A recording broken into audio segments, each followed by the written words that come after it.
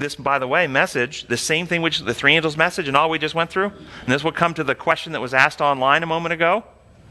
And what was that question that was asked online? Say it again for us. The message about the first, second, and third message was written before Constantine converted. So how's the third angel's message related to the four Gospels at their time? This message is the same message as the cleansing of the sanctuary message. And here we go. Paul in Thessalonians wrote that a man of sin will arise, that man of perdition, who sets himself up in God's temple, proclaiming himself to be God. Paul wrote that around 60 A.D. Christ had already died, Christ had already resurrected, and Christ had already ascended into heaven by the time Paul wrote that in Thessalonians. Now, when he says this man of sin will arise, this man of perdition who opposes everything that is godly and sets himself up in God's temple, proclaiming himself to be God. Did this man of perdition ride up into heaven and cast Jesus off his throne in heaven? Is that what's happening? No. What temple then is this talking about? The hearts of men. The spirit temple. Know ye not that ye are a temple of God and God's Spirit dwells in you? How did this man of sin set himself up in God's temple, proclaiming himself to be God? By exactly that, by the conversion of Constantine and the introduction of imperialism, such that all Christian folk basically accepted this idea that God functions as an imperial dictator and operates as the source of inflicted pain and suffering. Now we are no longer worshiping the God that Jesus revealed. We're worshiping the beastly impersonator of God. He set himself up in God's temple. Thus, in Daniel, you put the things together, 2,300 years until the sanctuary shall be cleansed. 2,300 years, looking down the corridors of time, this man of sin arises. He's going to infect God's spirit temple, having people darkened in their minds. The sanctuary is going to be corrupted by this, and a message will come at the end of time which will cleanse the sanctuary. And it corresponds perfectly with the three angels' message, the truth about God's character. We reject this imperialism, come back to worship the Creator, see Him for who He really is, and the sanctuary is cleansed.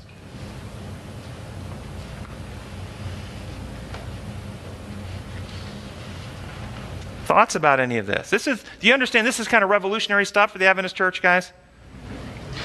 Question. Yes. Right now in my class at Southern theology student, we're learning that obviously in 1844 we're learning about William Miller that Christ moved into the most holy place.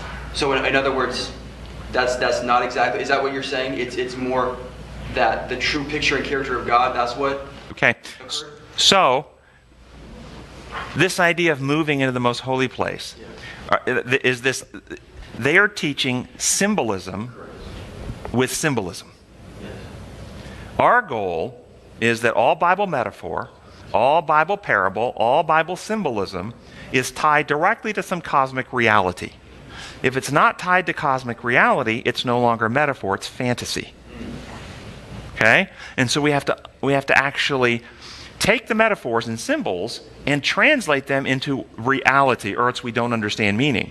You know the famous equation E equals mc squared? Okay? E, you can see the equation, but there may be somebody in this room that has no idea what the E stands for, what the M stands for, what the C squared stands for. If you don't know what those symbols stand for, then the equation's meaningless to you. And then you could create anything. You could make up stuff and put in there. E stands for excellence. M stands for maturity. And C stands for compassion. And if you have mature compassion, then you have excellence. I just made that up, by the way. Okay? Okay? And so you could put those together and you could make that up, and you could then be teaching a whole theology based on that. And people are going to go, that's beautiful, that makes sense, doesn't it? Excellence. But that's not what it means. E equals energy, M equals mass, C is the speed of light, and the speed of light squared times the mass equals the amount of energy in it. And that's how the energy that comes out of a nuclear explosion, you can see the energy in that mass is equal to the amount of mass times the speed of light squared. That's how much energy is contained in that matter. Okay, that's what it means. But you have to know what the symbols mean. Many people, when they study these questions of the sanctuary, never interpret the symbols.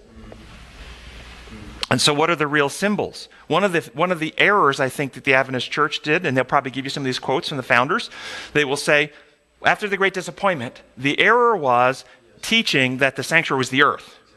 That, of course, that was an error. The Bible nowhere teaches that the earth is the sanctuary. And then they go on with this logic.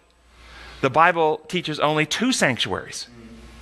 the symbolic tabernacle, but in Hebrews it talks about a sanctuary in heaven, a heavenly sanctuary not made with human hands.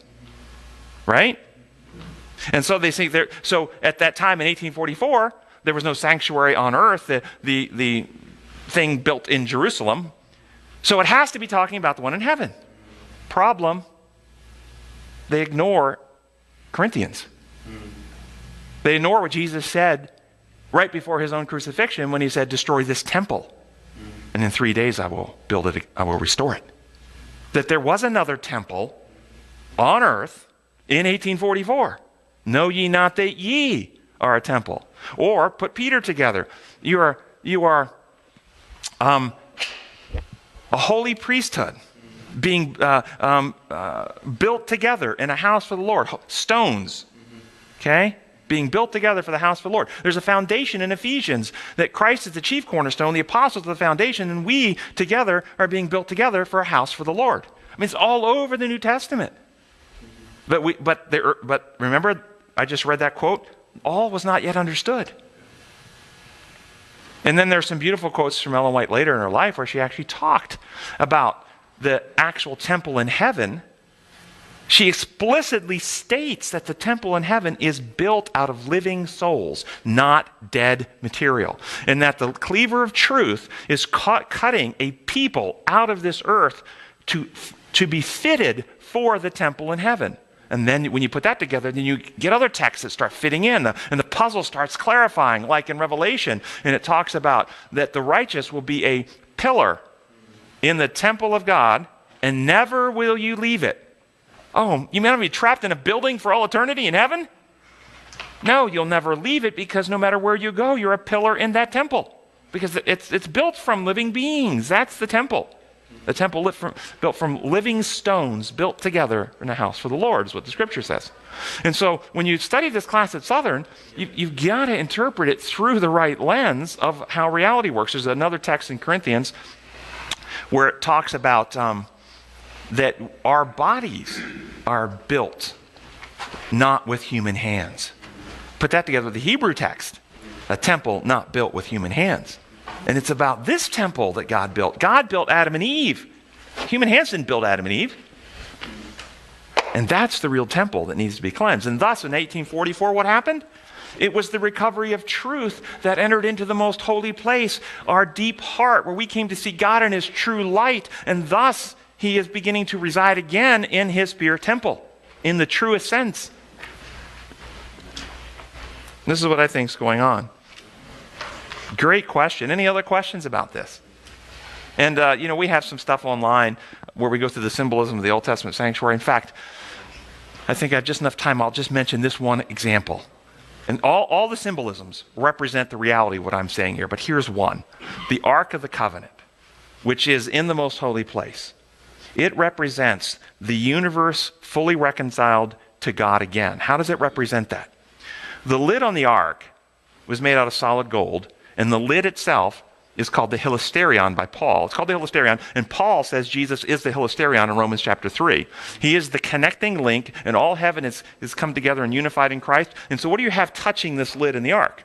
You have the two angels on there, which represent the unfallen heavenly beings touching the lid. You have the Shekinah presence of the Father touching the lid. But what do you have under the ark?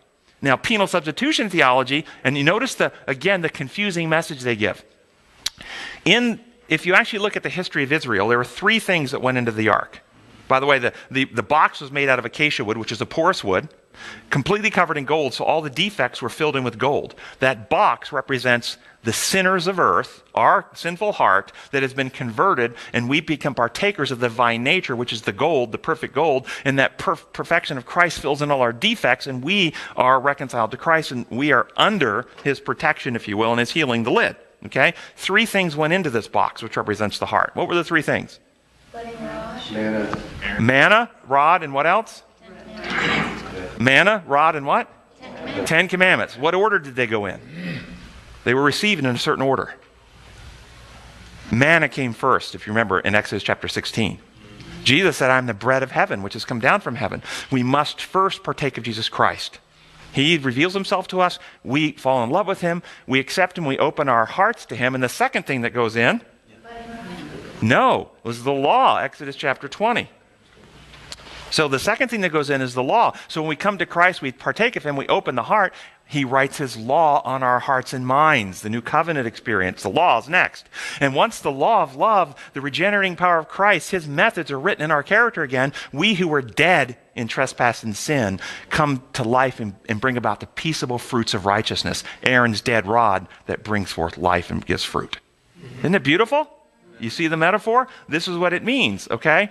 And notice the law. How many sets of law were given? Two. What happened to the first set? Broken, destroyed. And which set went into the ark? Second set was The unbroken set. Your theology professors will teach you that the lid covers the law which was broken, and the broken law by man is in the ark. Okay? And Christ's perfection covers the broken law. It is not the broken. There are two sets that went. If that was to be the message, the broken pieces would have gone in the ark. It is not the message. The message is a healing restoration that we partake of Christ, and he puts his law in our hearts and minds. It is not the broken law that goes in. It is the unbroken perfection of Christ that goes in the heart. That's what goes in. But they can't get there because they're operating under level 4, imperial law construct, and this is level 6 and 7 thinking, and level 4 can't even comprehend level 6 and 7. They can only comprehend one level above, and one level above is the level of level 5, which is level of doing what's best for others, the principle of love, and thus they accuse me of teaching level 5 theology because that's all they can see, which is moral influence theory. And so they accuse me all the time of teaching moral influence theory, which God loved us so much that he came to influence us with his love back to it, and that's it. And there's a place for that teaching, but that's not what we teach. We teach something way beyond that.